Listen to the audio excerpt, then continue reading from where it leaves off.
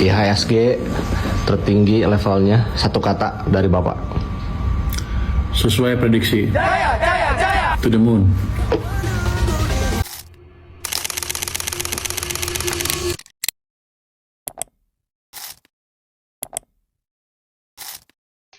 Yeah, hands up my friend. Hey, hands up my friend.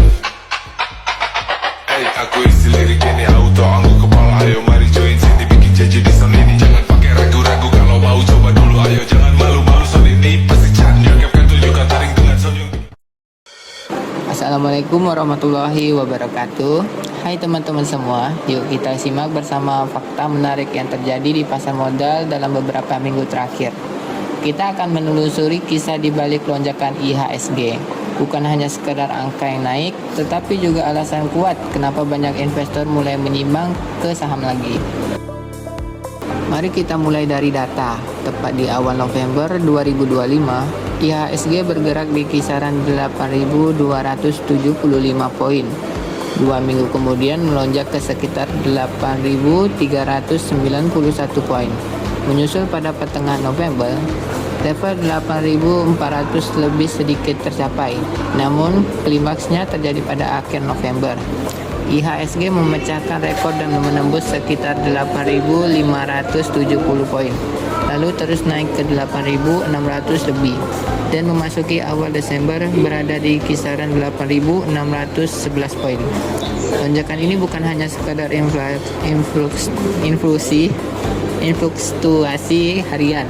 Ini loncatan yang konsisten, menunjukkan bahwa pasar menangkap sinyal positif secara masif. Fenomena seperti ini jarang terjadi tanpa ada penyebab yang jelas. Dan ketika kita telusuri, ada beberapa faktor ekonomi mendasar yang memberi pijakan kuat bagi rally IHSG. Pertama, ekspektasi global terhadap kebijakan moneter utama. Banyak pelaku pasar menaruh harapan bahwa bank sentral di Amerika Serikat akan mulai memangkas suku bunga. Imbasnya, yield obligasi AS turun dan investor institusional global mulai melirik aset beresiko di pasar berkembang. Indonesia termasuk salah satunya. Aliran modal asing masuk ini menciptakan tekanan beli kuat di saham-saham unggulan domestik. Di sisi makro domestik, kondisi juga mendukung. Inflasi di Indonesia relatif terkendali sehingga daya beli masyarakat stabil dan prospek laba perusahaan tetap aman. Ini jadi pijakan penting bagi investor. Sementara itu, kebijakan moneter dari Bank Indonesia terkesan tegas menjaga stabilitas suku bunga tetap rupiah relatif stabil dan intervensi pasar falas dilakukan jika perlu. Ketika nilai tukar rupiah tak melejit liar, risiko valuta yang sering ditakuti investor asing bisa ditekan. Ini membuat banyak modal asing tetap betah berada di pasar saham Indonesia. Kemudian, jangan lupa sektor komoditas. Indonesia sebagai negara kaya sumber daya alam mendapat angin segar ketika harga komoditas seperti minyak sawit, nikel, dan logam lainnya meningkat di pasar global. Emiten di sektor tambang dan agrikultur mendapat keuntungan besar yang kemudian mendorong kenaikan saham-saham mereka. Karena perusahaan-perusahaan ini punya bobot besar dalam indeks saham.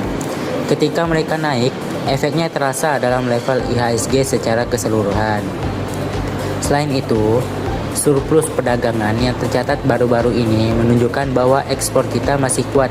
Kondisi ini menambah kepercayaan para investor terhadap ekonomi domestik di Indonesia.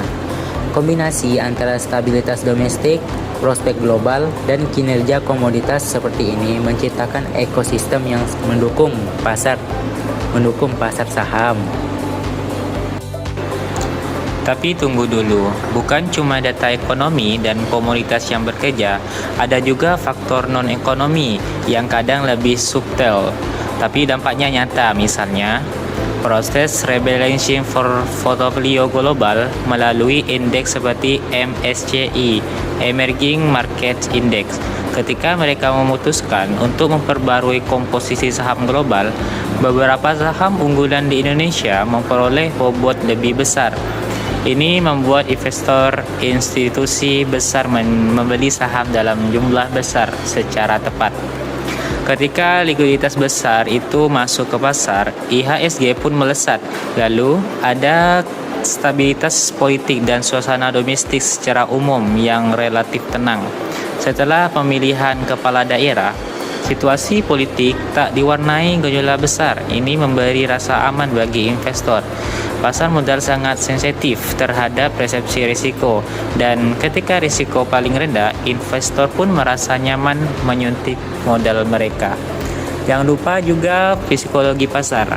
Kita tengah memasuki akhir tahun. Banyak investor sekaligus pelaku pasar mulai melakukan window dressing, mempercantik portofolio mereka atau merilis laporan keuangan.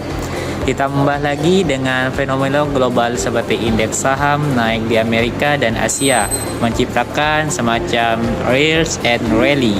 Optimisme kolektif ini kadang lebih menentukan daripada data fundamental, karena pasar modal di banyak momen bergerak setengah berdasarkan data, setengah berdasarkan harapan dan sentimen. Dan ketika semua faktor ekonomi, komoditas, politik, psikologi pasar bergerak ke arah yang sama, terciptalah momentum rally. IHSG saat ini seperti global besar yang bertahan terlalu lama. Ketika semua hijau muncul, ia meluncur deras. Melihat keterkaitan antara faktor ini seperti melihat musik orkes.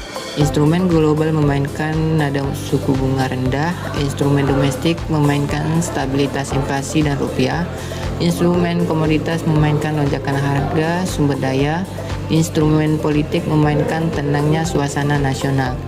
Semuanya harmonis menghasilkan melodi kenaikan IHSG. Tapi seperti musik, ada nada mirror yang muncul kapan saja. Kita nggak boleh effort mati-matian tanpa waspada.